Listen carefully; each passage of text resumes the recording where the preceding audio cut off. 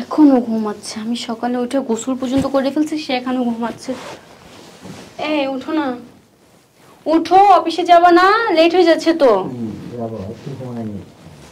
আরে উঠো না।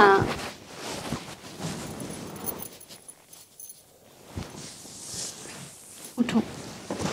কি হয়েছে? বেলা কয়টা বাজে?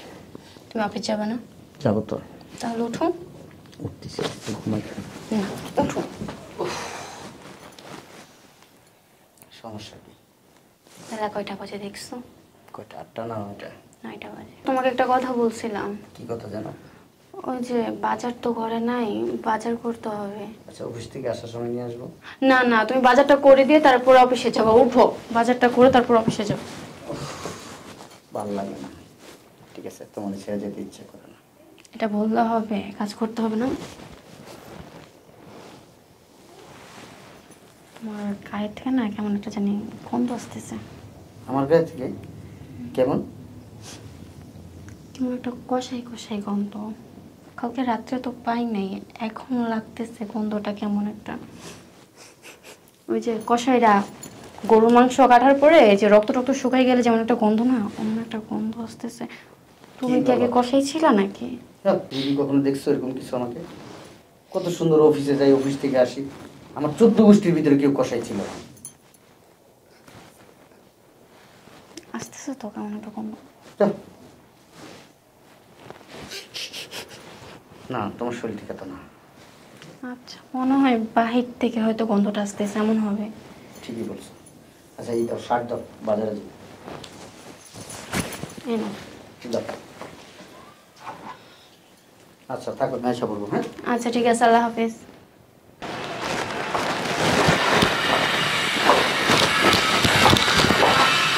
চোখে দেখেন না? হ্যাঁ, চোখ কি কপালে থাকে? একটা জায়গায় আসলে সিঁড়িতে উঠতে গেলে দেখতে হয় মানুষজন নামতেছে। আপনার তো জিনিসটা খেয়াল করা উচিত। বুঝলাম না। ও, তাহলে তুমি বেয়াদবটাই না? বেয়াদবটা মানে? হ্যাঁ, মুখ সামলায় কথা বলেন। আপনি আমাকে চিনেন না আমি আপনাকে চিনি? আমার আমি ভালো করে চিনছি। আমার আপনি ভালো করে চিনছেন? অবশ্যই। কোত্থেকে চিনেন আমাকে? কোত্থেকে চিনি? একটা অনেক বড় বেয়াদব, চরম মাপের বেয়াদব। আমি বেয়াদব? আমি না, আরেকজন। শুনেন, খালি বাবার বয়সী দেখা কিছু বললাম না, নাইলে একবারে খবর ছিল। চটকায়া রাতগুলি মাটিতে হলাই তুমি একটা বেয়াদব। বেয়াদব আপনি? কত বড় বেয়াদব জানো? আমি আমার বন্ধু মারা গেছে, লাস্ট পোস্টমর্টমের জন্য দম ভরে দিছে। লাস্টটা আমি দেখতে গেছি, কত রিকোয়েস্ট করছি, লাস্টটা আমাকে দেখতে দেয়নি। কেন আপনাকে দেখাবো? ফালতু লোক কোথাকার। অসভ্য মেথর।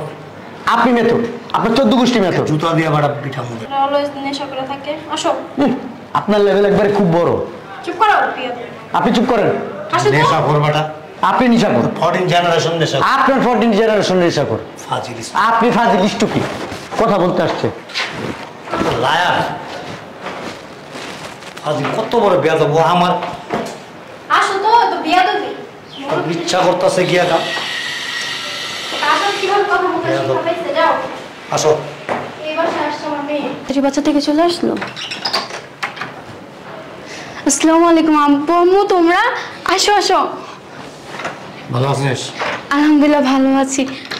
আমি ভাবতেও পারিনি যে তোমরা আমার বাড়িতে আসবা।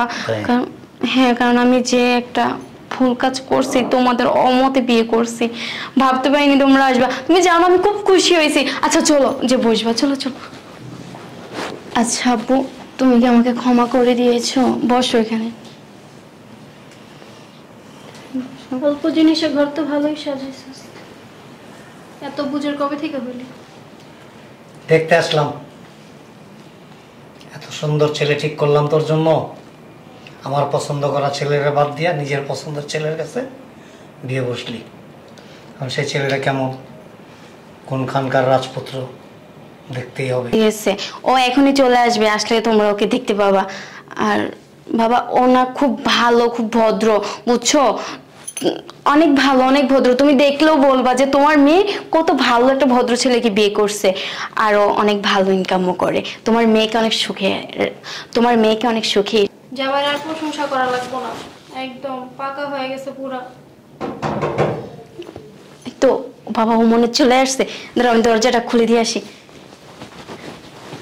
তোমার মেয়ে তো গৃহিণী হয়ে গেছে।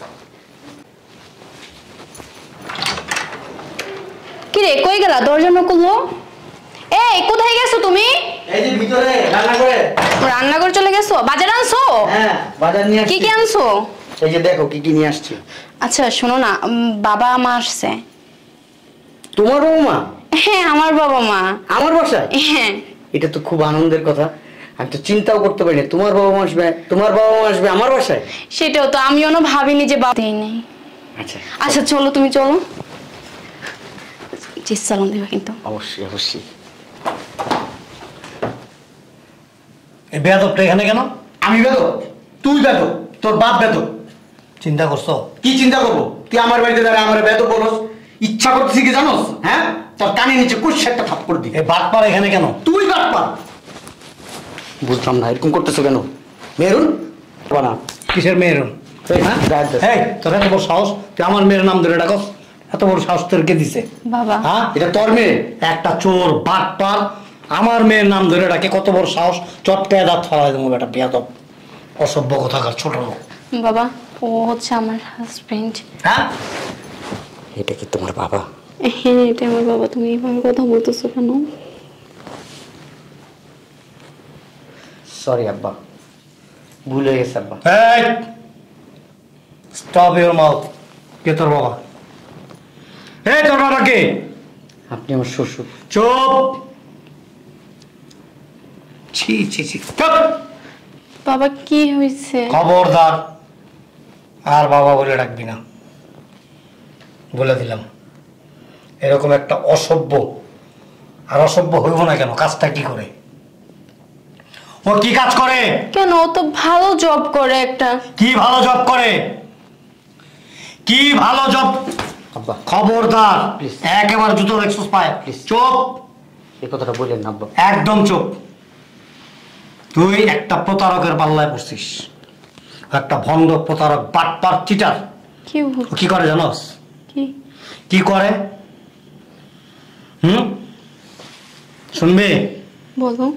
শোনার পর কি ঠিক থাকতে পারবি? হ্যাঁ, পারবো, বলো না। ওর সাথে সম্পর্ক করার আগে ভালোভাবে খোঁজ খবর নিছিস? ও কে, কি করে, ওর ফ্যামিলি স্ট্যাটাস কি, ওর বাবা কি করে, ওর মা কি করে, ওর ভাই কি করে, ওর বোন কি করে? ও তো এতিম আর ওর তো অনেক রিচ না। শোনো না, তুমি আমাকে ভালোবাসো না বলো? হ্যাঁ ভালো তো বাসি কিন্তু। তুমি তো জানো আমি একটা চাকরি করি, জানো না তুমি? হ্যাঁ তাহলে তোমার আব্বু কি বলতেছে এসব তুমি কি বিশ্বাস করবা বলো? আগে শুনি বাবা কি বলে। বিশ্বাস করো না প্লিজ, আমি কিন্তু তোমাকে অনেক ভালোবাসি, প্লিজ বিশ্বাস করো না। আচ্ছা ঠিক আছে আগে শুনি। তোমার কাছ থেকে কিন্তু আমার কাছ থেকে তোমাকে নিয়ে যাবে প্লিজ। এই ওই কেন বচ্চয় হবে? ওরা আমাকে তোমার কাছ থেকে নিতে পারবে না। দেখে ছাড়ো না। অপশন দুইটা, যদি ওর কাছে থাকস বাবা মা ছাড়তে হবে, আর বাবা মায়ের কাছে থাকলে ওরে ছাড়তে হবে। বাবা এগুলা কি বলতেছে? আমি তোমাদের দুইজনকেই চাই। সম্ভব না, সম্ভব না। ও যদি রিক্সা চালাইতো, দিন মজুরের কাজ করত, শ্রমিকের কাজ করত, সবজি বিক্রি করত, তারপরও আমি অ্যাকসেপ্ট করতাম। কিন্তু যা করে এটা কোনোভাবেই আমি, আমার পরিবার এবং আমার আত্মীয় স্বজন, আমার প্রতিবেশী কেউ কখন আমার স্ট্যাটাস ওকে মেনে নেবে না। কি বলছো? ও তো একটা অফিসের ম্যানেজার। কি যার? ম্যানেজার। হ্যাঁ ম্যানেজার। সত্যি? এই জিকির করতেছস কে? ও যা বলছে সত্যি। ও যা বলছে সত্যি, আর আমি যেটা দেখছি সেটা মিথ্যা। জি। কি দেখছো বলো না বাবা। আমি যেটা দেখছি সেটা মিথ্যা। আমি তো আপনাকে চিনি না। চিনস না? সিঁড়ি দিয়ে ওঠার সময় তো বললি, স্বীকার করলি যে হ্যাঁ ওই দিন আপনি ভুল করছেন, এই করছেন, সেই করছেন, আমার চর দিতে চাইলি, আমার 14 জেনারেশন নিয়ে গালিগালাজ করলি, আর এখন ভুল নিজেরে ধরে রাখিস। কি করে জানোস? মানুষ মরার পরে যে পোস্টমর্টম করে না, ডোম ঘরে যে লাশ কাটা ঘরে যে লাশ রাখে, আর ওই লাশটাকে যে ছেঁড়া ফাড়া করে তাকে কি বলে? ডোম। মেরুন কি হয়েছে তোমার মেহরুন? এখানে বসো, এখানে বসো। মেরুন, কি হয়েছে তোমার? সরো আমার মেয়ের সামনে থেকে।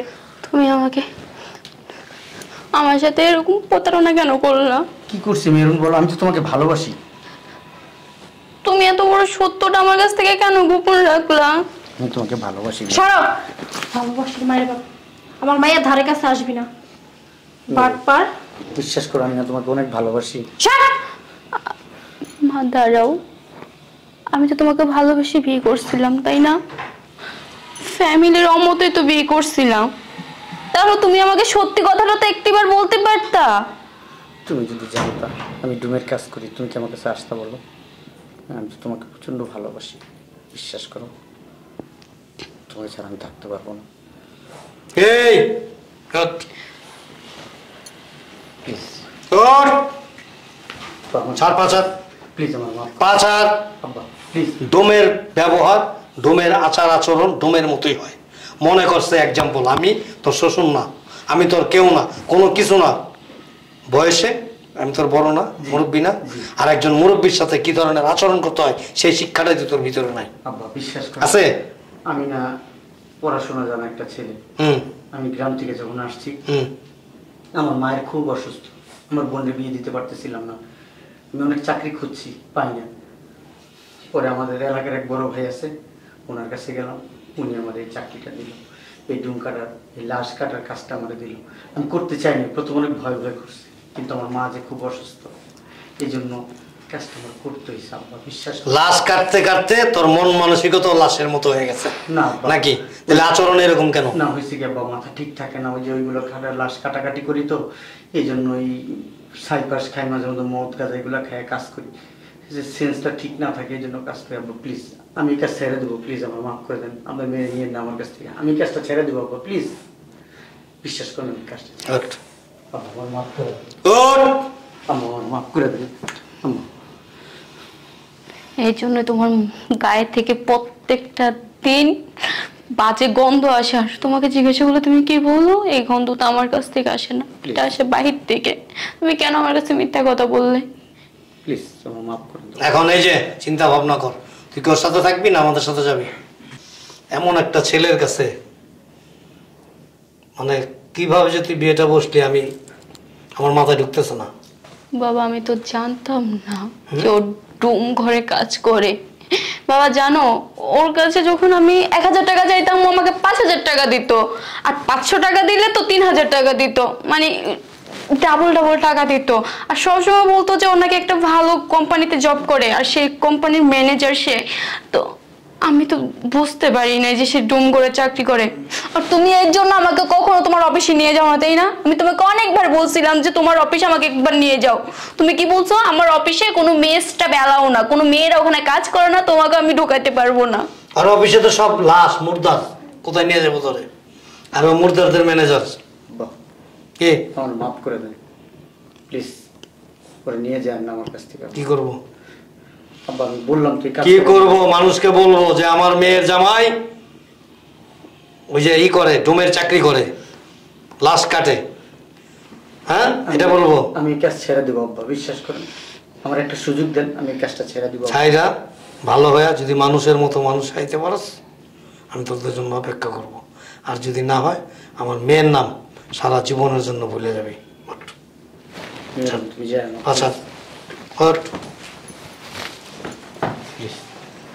তুমি এই চাকরি ছেড়ে ভালো কোনো জব করে ভালো হয়ে তারপর তুমি আমাকে আনতে যাবা, আমি এখন তোমার জন্য অপেক্ষা করব।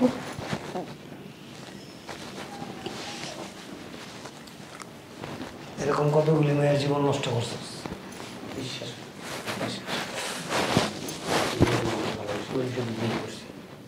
কারোর সাথে আমার সম্পর্ক নেই। এখনো তো নেশা খাওয়া নেই।